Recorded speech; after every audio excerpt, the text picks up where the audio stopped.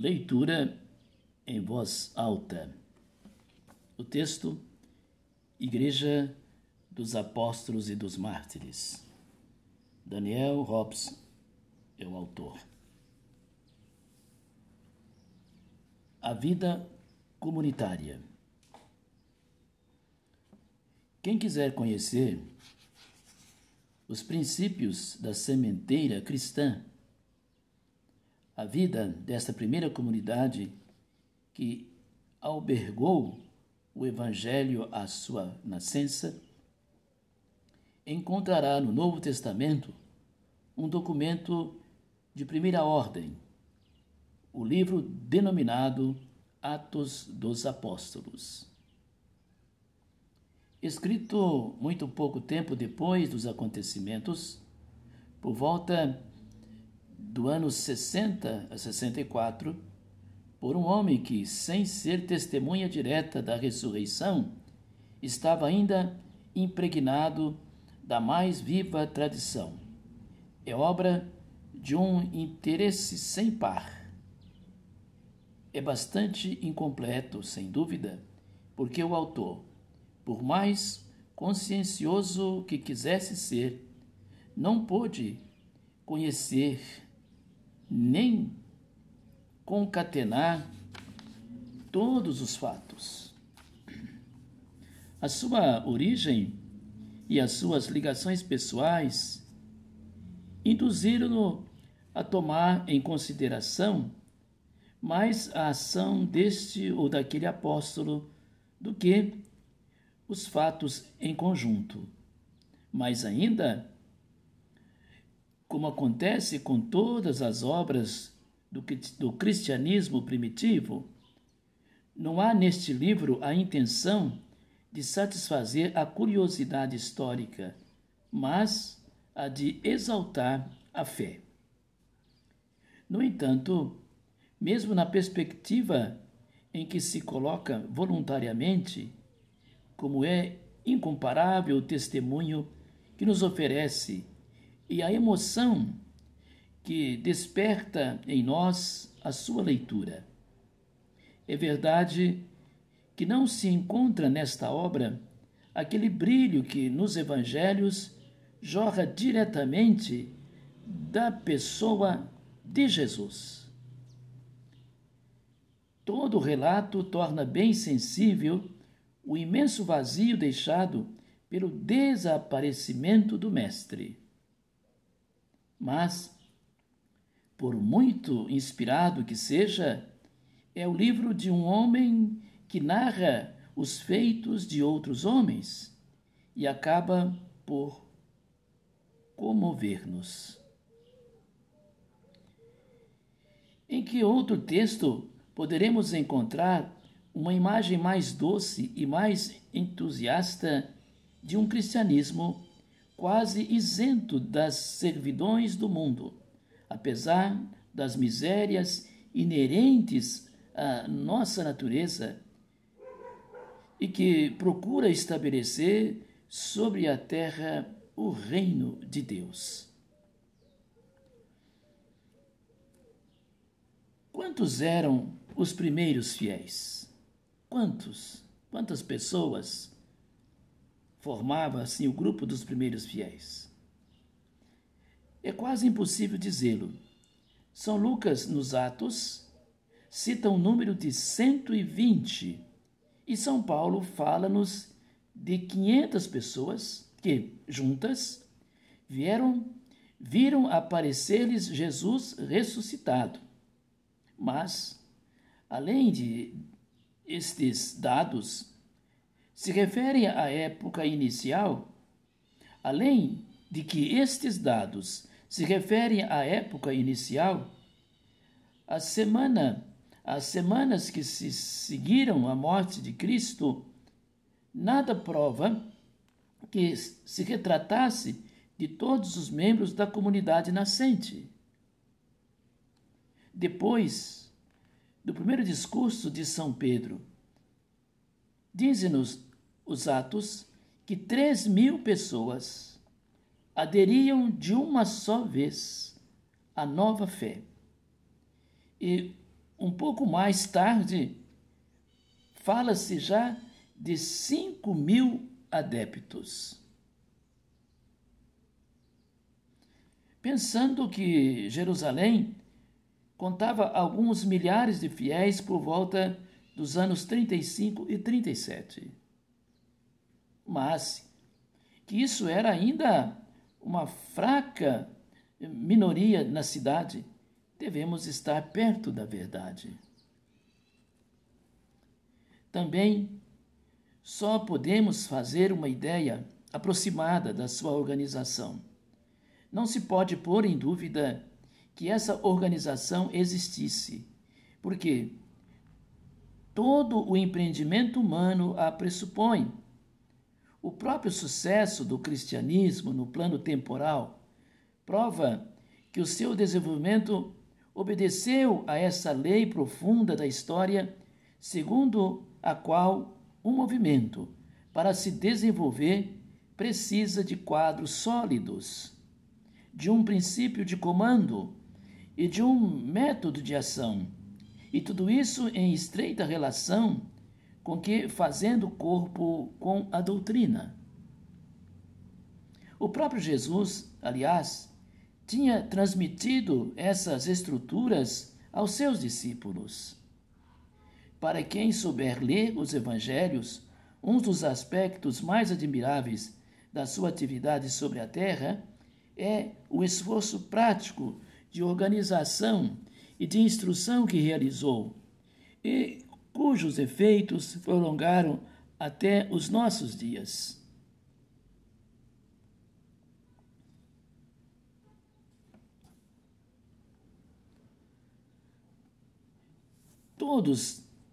Tudo nos prova que Jesus, Deus feito homem, sabia perfeitamente que, para lhe sobreviver a sua obra, teria necessidade de instituições humanas.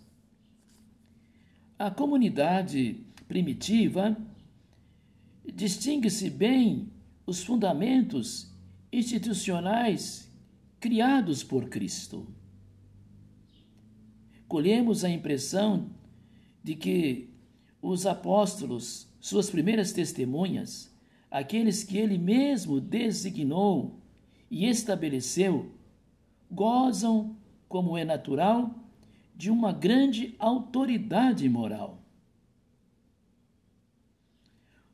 O número dos 12, a que Jesus limitou o seu pequeno grupo, tem certamente o valor de um sinal, porque, assim que se tornou conhecido o suicídio de Judas, e antes que tivesse soprado o vento sagrado do Pentecostes, Pedro pediu aos outros que o substituíssem de comum acordo, tendo o colégio apostólico proposto 2 candidatos. Lançaram sorte e o Espírito Santo designou Matias. Entre os 12, Pedro parece ocupar o primeiro plano. Vê-lo-emos assumir diversas vezes a liderança, como fez por ocasião desta eleição. Ele quem toma as iniciativas e a sua opinião sempre tem muito peso. Além dele, apenas João, filho de Zebedeu, parece destacar-se. Esta preeminência de Pedro, cuja importância será considerável quanto às suas consequências na história cristã, assenta também sobre uma declaração expressa do Mestre, que quis dar à sua fundação um princípio hierárquico. Cristo nitidamente designara como a pedra sobre a qual a sua igreja seria construída. Este homem de coração generoso, Simão, a velha rocha. Junto dos apóstolos há ajudantes e assistentes, uma espécie de apóstolo de segundo plano. Fariam eles parte do colégio ampliado dos 72, que no segundo ano do seu ministério, vendo crescer o número dos fiéis, o próprio Jesus tinha instituído? Seriam a origem daquele presbitério ou daqueles presbíteros que encontramos mais tarde em toda a comunidade cristã? Qual era exatamente a sua função? Não é fácil precisá-lo. Temos também a impressão de que, ao lado da autoridade apostólica na comunidade de Jerusalém, talvez num plano diferente, a autoridade de outras personagens, principalmente de Tiago, chamado irmão do Senhor, isto é, um dos seus primos em primeiro grau, Eusébio, o primeiro dos historiadores cristãos, ao recolher no século IV tradições diferentes das contidas nos evangelhos e nos atos acerca dessas remotas origens, insistirá sobre o papel deste santo personagem que não tomava vinho nem qualquer bebida que embriagasse, nem nada que tivesse tido vida, e cuja pele se tornara calosa nos joelhos como a dos camelos, de tanto permanecer ajoelhado em oração. Deve-se ver em Tiago, de acordo com esse retrato, o líder de uma tendência especificamente judaica, que teria encerrado a nova fé nos moldes dos mais estritos legalismo, em oposição mais ou menos clara ao colégio apostólico, e que preferiria o espírito à letra? Nesse caso, as instituições da primeira comunidade teriam refletido muito cedo aquela divergência de interpretação da mensagem de Jesus que veremos produzir-se em breve. Mas será exagerado, sem dúvida, caracterizar como visível oposição de pessoas aquilo que, a princípio, não devia passar de uma simples diferença de acentuação. Havia laços demasiado sólidos entre esses fiéis para que as relações da natureza humana viessem comprometer gravemente uma admirável unidade. À semelhança dos pormenores da organização, também não podemos comentar com a precisão que desejamos os ritos e as observâncias que caracterizavam os primeiros fiéis.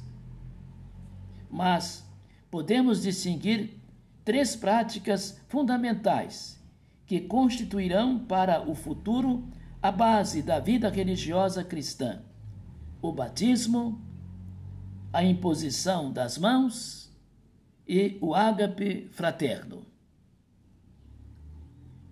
Quanto ao batismo, tanto os Atos como as epístolas de São Paulo revelam com clareza que as primeiras igrejas o consideraram indispensável e que todo novo adepto o recebe no momento da sua admissão. Por quê? Evidentemente, porque o próprio Jesus o recebera de João Batista e os seus discípulos também se tinham batizado.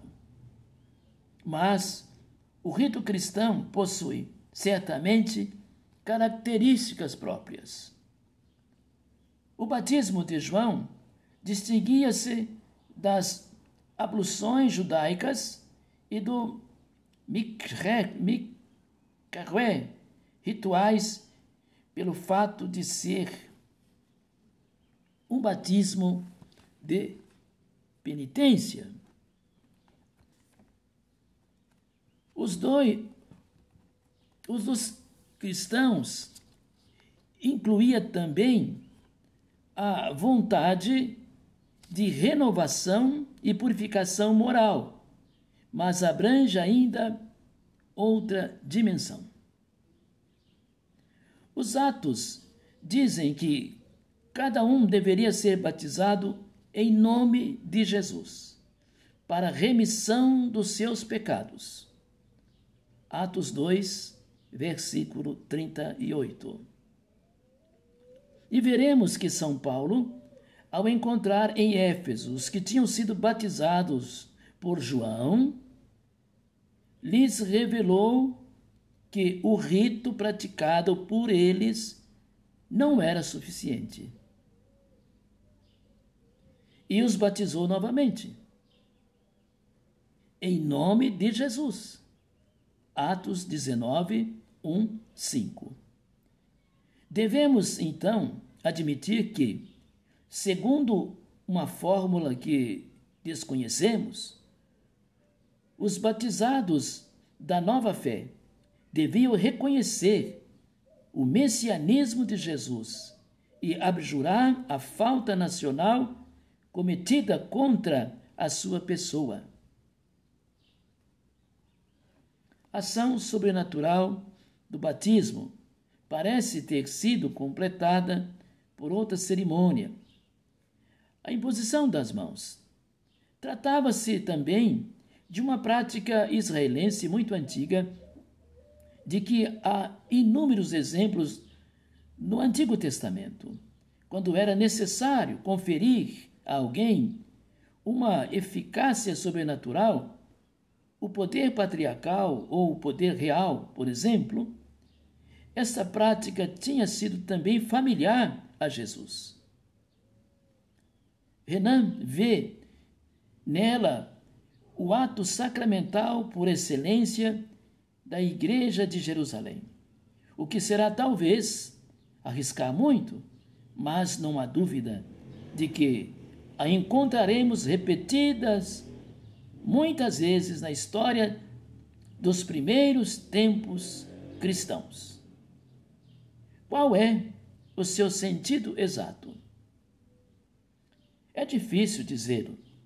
Parece que já comportava o significado de que vemos manter-se nos nossos dias no sacramento da crisma. Isto é uma transmissão direta dos dons que o Espírito Santo derramara sobre os primeiros discípulos no dia do Pentecostes. Dons da graça, dons de graça, dons de luz, de coragem e de sabedoria. O batismo abriria aos fiéis a porta da verdade. A imposição das mãos permitir-lhes-ia prosseguir a caminhada. Destes antigos ritos, o mais comovente é o da comunhão. Os primeiros fiéis perseveravam na doutrina dos apóstolos, nas reuniões em comum, na fração do pão e nas orações. Estas ágapes em comum são verdadeiras refeições. O texto é preciso. Tomavam o seu alimento, mas admitiriam, como a atual Eucaristia, um sentido bem superior? Em todos os países a refeição em comum. É um rito de união e entre os judeus. A refeição sabática iniciava-se partindo solenemente o pão e consagrando-o ao Senhor. Na prática cristã, há certamente mais alguma coisa. E se os atos não estabelecem um nexo formal entre estas cerimônias comunitárias e a memória de Cristo, a sua similitude sugere que ele existiu no espírito dos fiéis. Em caso contrário, como se teria compreendido nos evangelhos a frase que Jesus pronunciara durante a última ceia: fazei isto em memória de mim. Bem podemos evocar esses primeiros fiéis partindo o pão com alegria e louvando a Deus, fazendo alternar o Maranatá, o Vem Senhor Jesus, com os hosanas que proclamam a sua certeza quanto à realização messiânica, unindo assim o passo da sua raça ao futuro, o passado, aliás, de sua raça ao futuro da sua fé, e sentindo com uma alma vibrante que, ao consumirem o pão da vida, realizam algo mais do que um simples rito de comemoração. É uma participação na vida divina. Foi, sem dúvida, por meio da comunhão que esses primeiros fiéis ganharam consciência do que eram realmente, depois de terem recebido o sopro do Espírito Santo.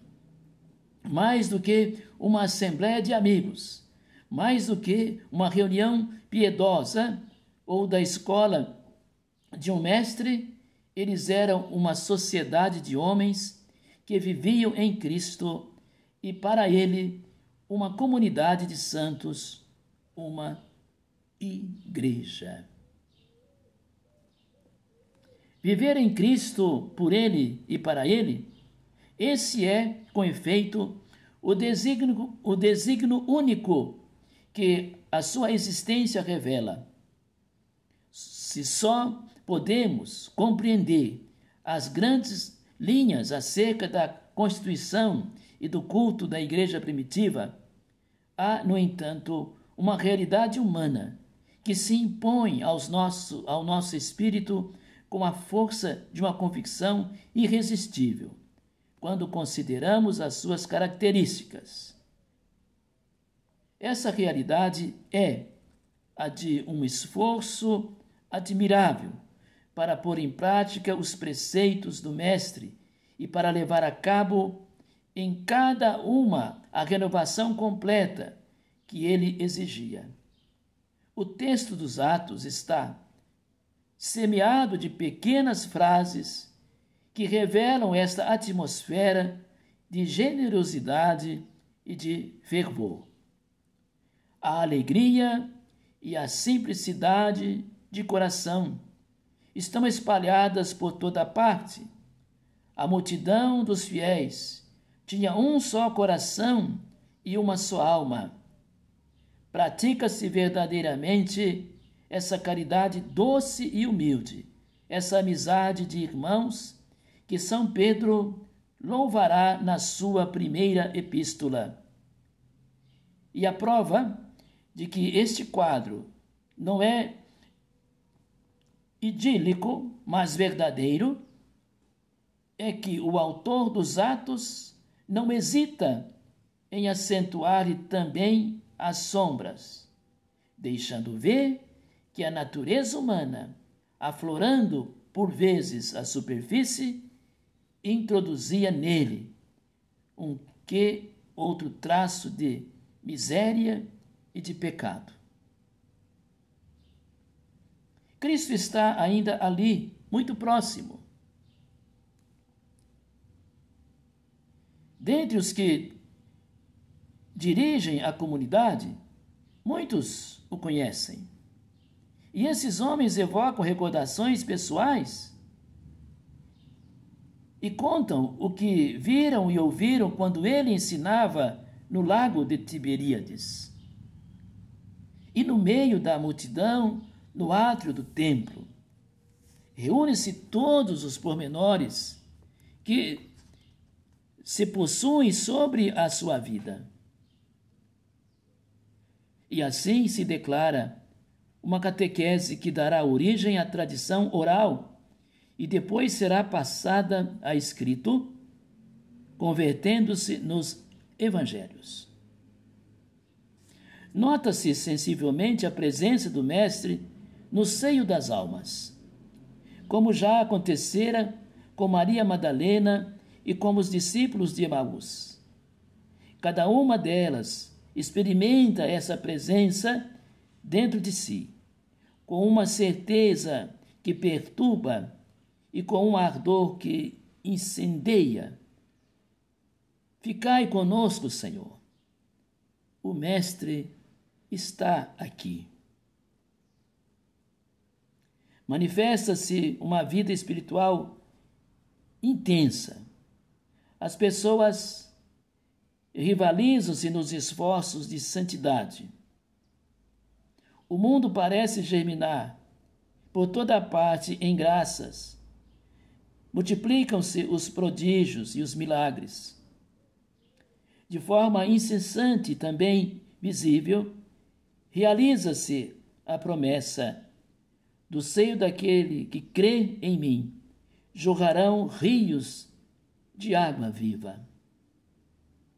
João 7, versículo 38. E como a expectativa apocalíptica que jaz no coração de Israel se mistura secretamente com essas imagens, os discípulos perguntam-se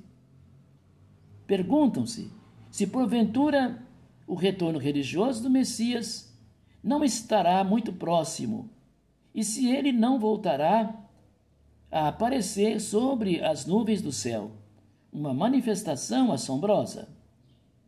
Já é tempo de as virgens prudentes vigiarem o azeite de suas lâmpadas e prepararem a alma para a visita do esposo. Um aspecto importante e muitas vezes comentado desta primitiva era cristã deriva, ao mesmo tempo, do ideal de fraternidade e da convicção da proximidade da segunda vinda de Cristo. Os Atos relatam que os fiéis punham tudo em comum. Todos os que tinham campos ou casas os vendiam e traziam o produto de sua venda e depositavam-no aos pés dos apóstolos. E cada um se lhe repartia segundo a sua necessidade. Assim, se tornou norma comum o preceito que Jesus ensinara ao jovem rico: vai, vende tudo o que tem e dá aos pobres, e terás um tesouro no céu. Lucas 18, versículo 22. Cita-se com admiração um homem, José, conhecido por Barnabé, cuja generosidade parece ter sido contagiosa, mas refere-se também com terror à história dos dois esposos, Ananias e Safira, que tinham tentado enganar o Espírito Santo, fingindo trazer todos os seus bens para a comunidade, o que não lhes havia sido imposto enquanto concediam uma parte. e a justiça divina os fulminara ambos. Sem ser exigida por nenhuma lei, esta prática comunitária tinha se generalizado. Neste período, a fraternidade cristã não era uma palavra vã. Tal é o quadro que nos oferece a primitiva igreja. Século após século, estes comoventes episódios permanecerão na tradição cristã como um modelo e como uma saudade.